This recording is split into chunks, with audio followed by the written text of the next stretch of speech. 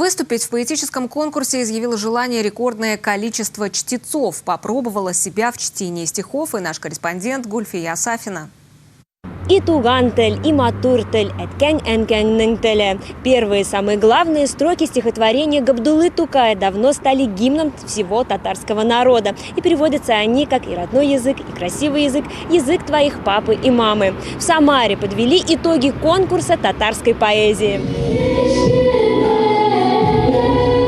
135 лет со дня рождения Габдуллы Тукая и 115 Мусы Джалиля. В этом году представители татарского народа отмечают юбилей сразу двух своих выдающихся поэтов.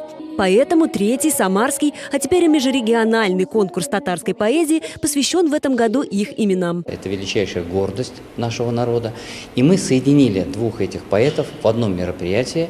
И у нас звучат произведения как Габдуллы Тукая, так и Мусы Джалиля. К нам присоединилась Тюменская область, Пермский край, Краснодарский край, Свердловская область, Чувашия, Татарстан. В поэтических состязаниях приняли участие 370 конкурсантов. Это в 2 раза больше, чем в прошлом году. Приветствовались как театральные постановки и поэзия, так и песни, сложенные на стихи. Эта песня идет как восхваление Татарстана. Соответственно, Габдулла Тукай, которому посвящен этот конкурс, родился в Татарстане.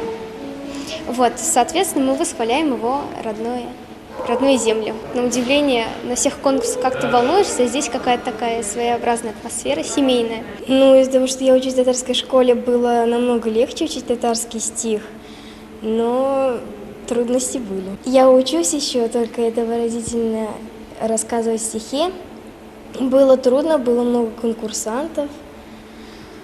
И рассказывала я стих Габдулла Тукая «Бейрам бюген», что в переводе «Сегодня праздник». Поздравления самарским татарам по случаю юбилейных дат и финала конкурса чтецов передала глава Самары Елена Лапушкина. Верю, что сегодняшний творческо-поэтический конкурс позволит создать важнейшие предпосылки для дальнейшего развития культурной жизни Самары на последующие годы, привлечь внимание городского сообщества к вопросам развития и сохранения культурно-исторического наследия татарского народа.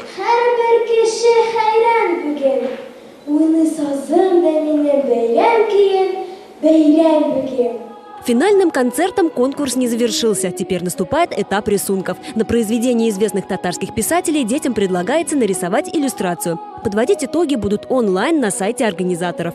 Гульфия Сафина, Максим Гусев. События. На этом наш выпуск завершен. Заходите на сайт Самара ГИС, подписывайтесь на наш телеграм-канал и на официальные страницы в социальных сетях.